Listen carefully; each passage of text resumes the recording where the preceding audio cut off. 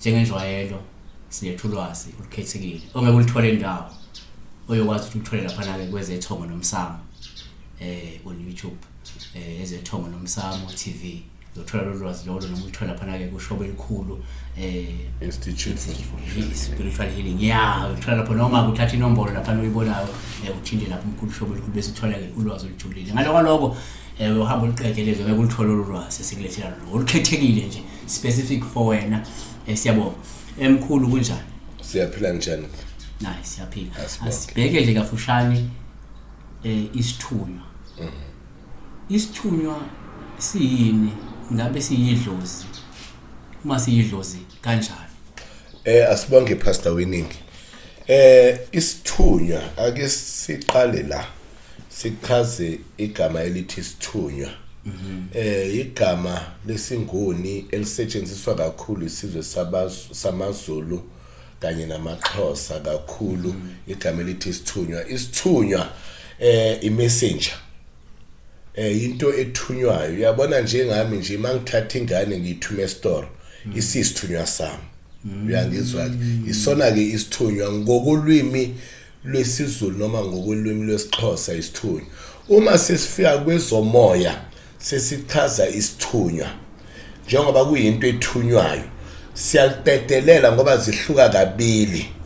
Kukhona isithunywa sikamenzi noma isithunywa sikamdali noma ithunywa zikamenzi. Lapho sisuke sikhuluma ngengilosi efana njengo onomkhubulwane lapha esizweni samaZulu oma osodomo kanjalo. Ithunywa ke lezi zika menzi ama angels phecelezi ngokwesintu sethu esiwazi ngawo. Bese kuba nethunywa samathongo. Bese ke lezo ziba yini ke amadlozi. Ithunywa zamathongo zingamadlozi ngoba umuntu uma eshona emhlabeni engakwazi ukufinyelela kwelamathongo enamaqala awashiye lapha emhlabeni noma okuthile kumele akubuyise lapha emhlabeni akamukeleki lo muntu kwelamathongo izwe lapho kuhlala khona amathongo. Bese amathongo esethuma leli dlozi ukuthi alibuye lizocedelela lokho kumele likwenze lapha emhlabeni ngaphambi kokuthi lize libizwe ukuthi ithongo noma yilaba abalele. Manje isithunywa siyidlozi. Ngiyazi ukuthi le nkulumo le abantu abaningi ngeke bathanda ukuyisho. Ngizoyenza umzekelo. Kukhona isithunywa sebandla okuyidlozi elisebenza ngokwebandla. Bese kuba nesithunywa sendalo. Idlozi elikhulekayo kodwa elisebenza ngokwendalo nature. Kube khona idlozi elikhulekayo okuyisithunywa sebandla elisebenza ngokwenkolo thizeni. Uyangizwa kakhulukazi kuma African churches lapha koZayoni koNazaretha nalapha koApostoli kanjalo isikhathini esiningi nakuZCC zikhona ithunywa ukuyela abantu akwawo kumadlozi wayekhuleka ngokwebandla ukuyela lena koApostoli kumaApostoli waseZimbabwe esibabona bekhuleka ngaphansi endaweni ezihlahleni kanjalo. Bonke labantu babuswa izithunywa zalezebandla. Siyahluka ke kabili isithunywa. Umuntu lo oyidlozi obuya ngokwenkolo thizeni.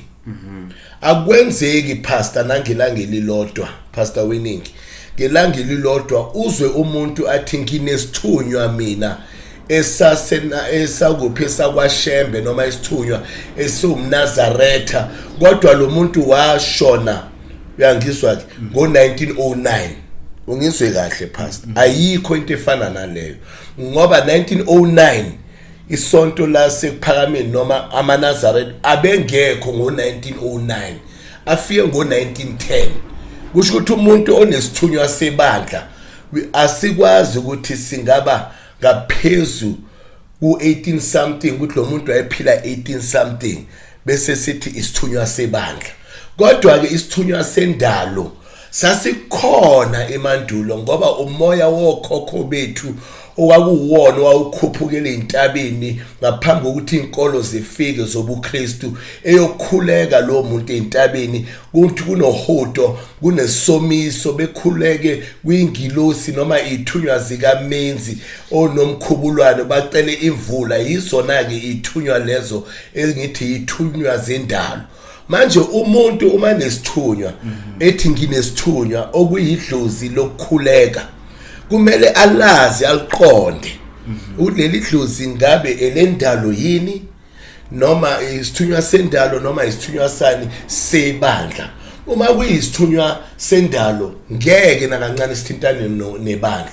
Ngisho noma ungaphushiswa amajazi ngoba uma uphushiswa amajazi akuzi uGabriel Pastor Winning akuzi uMichael noma uIsrael ingilosi lezi esifunda ngazo eBhayibhelini noma esebandla noma isani esendalo uma uphunyelwa ijazi ephushini uyolinikezwa umuntu ofana nawe oyidlozi lakini wayekhuleka mhlambe eZayoni owayemiswa ngemimoya yaseZayoni ngezathu ezithile.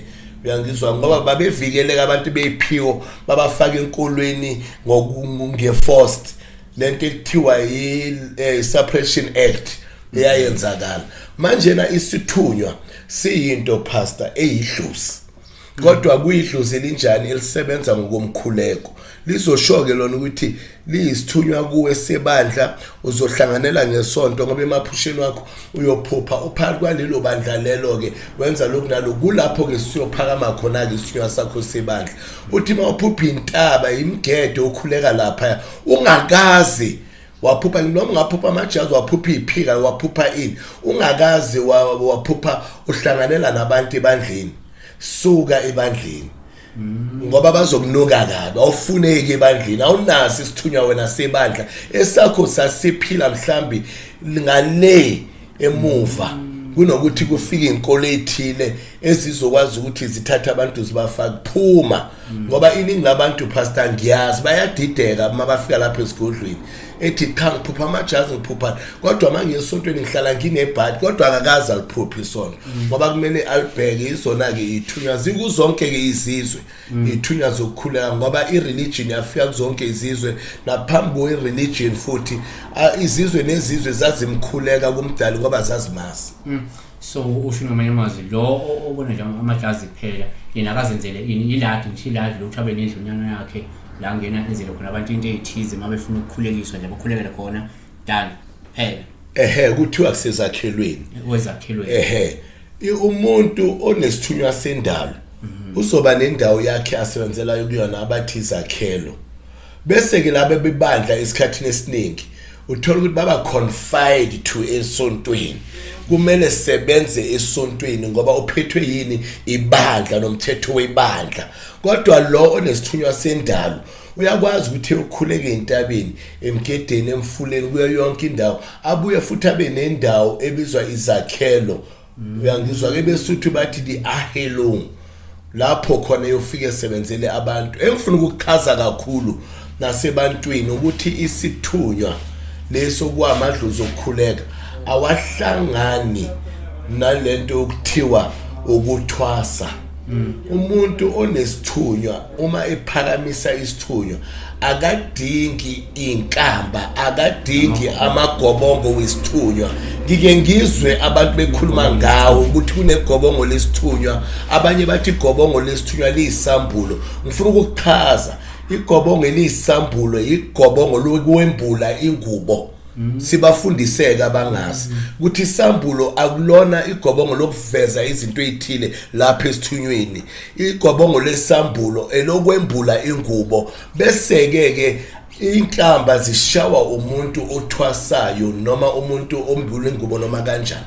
Asivali asibona ngokuthi umuntu uyakwazi ukuthi lo nesithunywa semvelo noma isithunywa lesi sikamezi umlekelele into zakhe iphakama.